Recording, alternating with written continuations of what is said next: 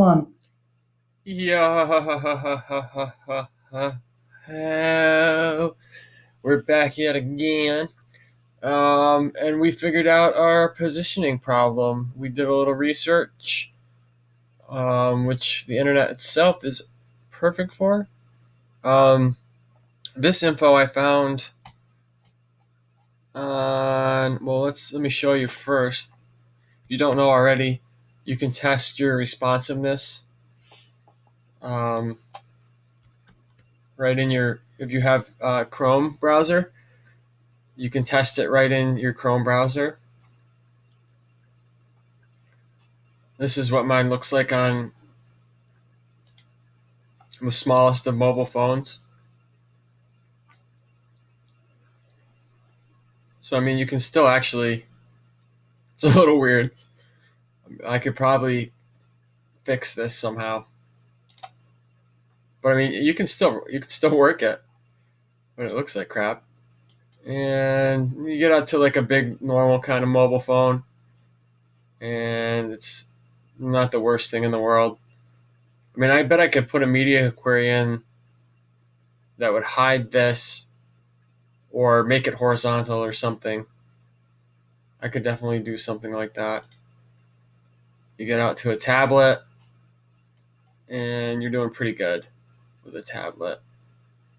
Um, Maybe I'll change the fixed position on a tablet to put it way out on the side. Then you go to a laptop, and you're looking pretty good. And on my laptop here, I'm using a monitor. I'm using a TV as a monitor though. Um, it might look a little different on my actual laptop screen, but here we go. And you notice the clock stays within itself. And like these kind of I didn't really understand, and I'm still learning them.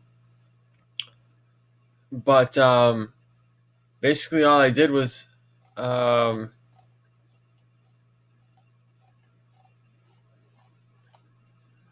all I did was give it a relative position and line it up with its parent element. And that's what relative is. And there's a really cool little little doohickey. I'll drag it over from my other screen. Um, there's a really cool little doohickey here in w3schools.com, and it goes over the positions that these are your options. I've never used like initial, but static is like what most things come with unless you change it. And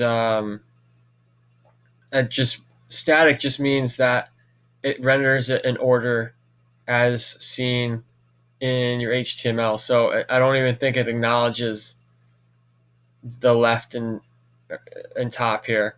It just boom. This was the first thing that you put in your code. This is going right from that corner, and it's happening. Now, absolute is going to position it on this outer web page here.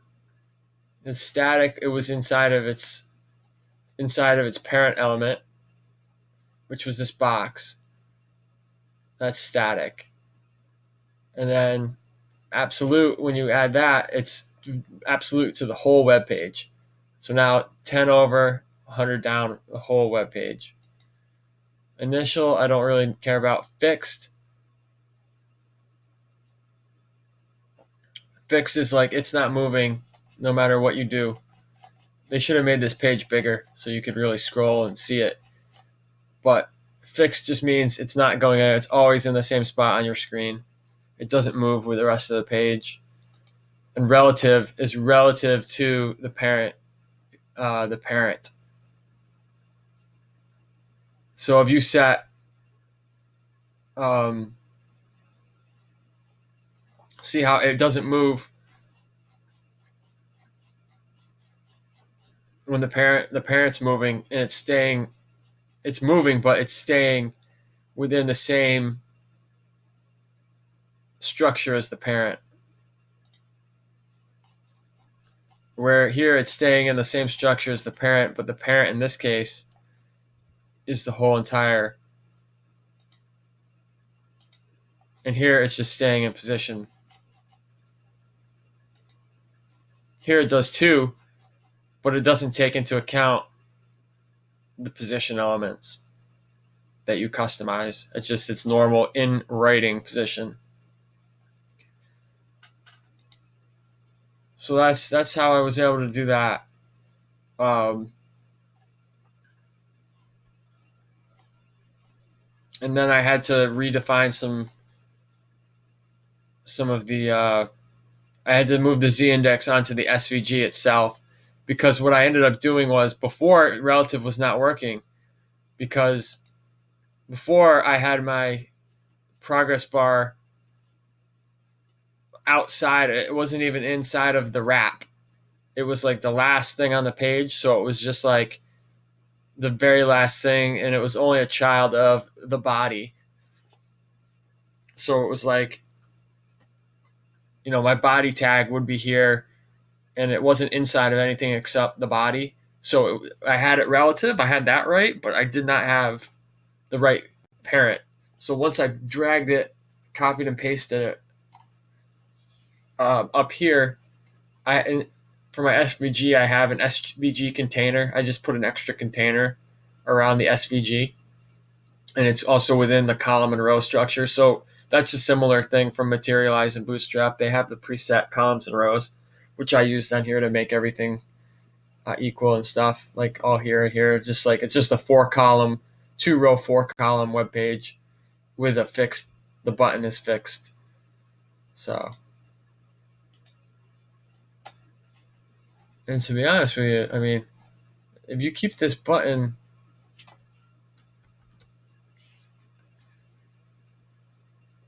so long as the button is closed,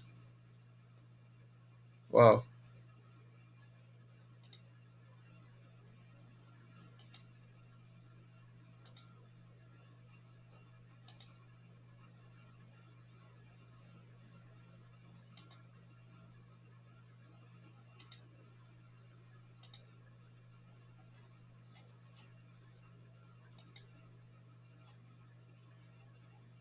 It's not too bad.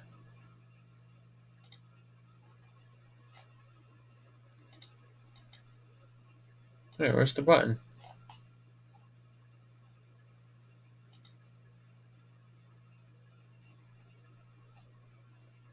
There's the button.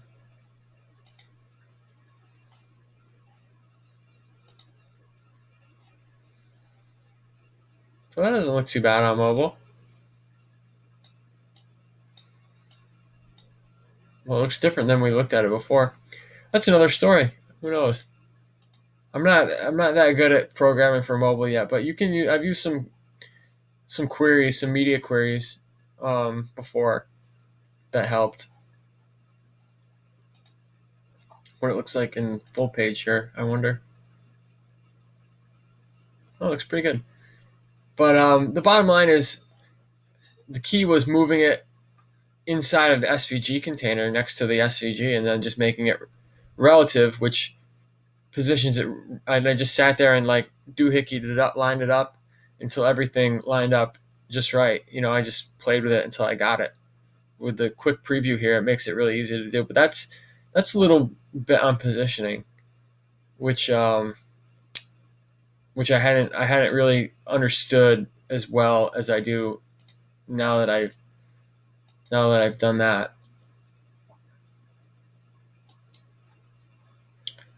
So maybe a little example. Get rid of that. Hopefully we have enough time. Run a little example. Right, so here's the position. So just for example, okay, the top, we're running out of time here, but we can show you. If I switch the top to 100 from 150, boom, it's going to be right there.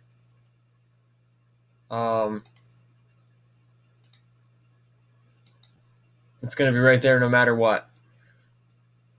And we load it up in our debugger. So no matter what you do, it's right there. And that's garbage. So you just line it up by tweaking those numbers. All right, later.